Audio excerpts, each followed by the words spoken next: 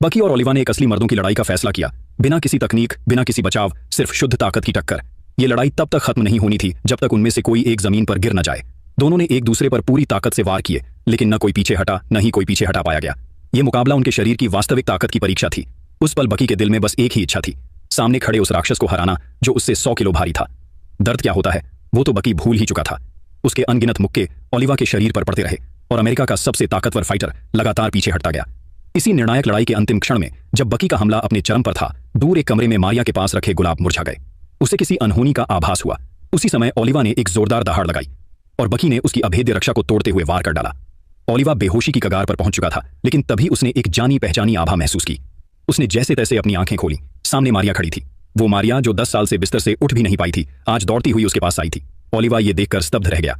उस पल उसके लिए हार या जीत का कोई मतलब नहीं रह गया था। मारिया ने मुस्कुराकर कहा, मैं तो चल नहीं सकती। अगर तू मुझे वापस नहीं उठाएगा तो मैं ये मौका बकी को दे दूंगी। ये सुनकर ओलिवा ने एक पल की भी देरी नहीं की। उसने मारिया को बाहों में उठा लिया। वो ये कभी बर्दाश्त नहीं कर सकता था कि कोई और उसकी जिंदगी की सबसे कीमती चीज को छू भी सके।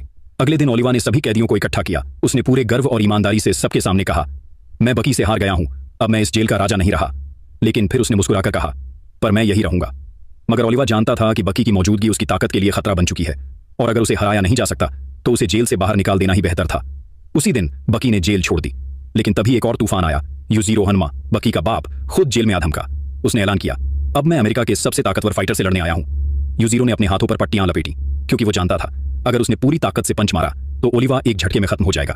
दूसरी ओर ओलिवा ने भी अपनी शर्ट उतारी और मुकाबले के लिए तैयार हो गया। ओलिवा ने पहला हमला किया, लेकिन युजीरो की रफ्तार उससे कहीं आगे थी। एक ही झटके में ओलिवा हवा में उड़ गया। ओलिवा अविश्वास में था।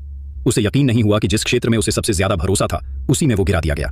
उसने दोनों हाथ फैलाए और अपनी पूरी ताकत से युजीरो को दबाने की कोशिश की, लेकिन जिसे फ्रीएस्ट मैन ऑन अर्थ कहा जाता था वो भी युजीरो को हिला तक नहीं सका। और इसी तरह बिना किसी शक के अमेरिका का सबसे ताकतवर, सबसे आजाद इंसान ओलिवा युजीरो हन्मा से हार गया।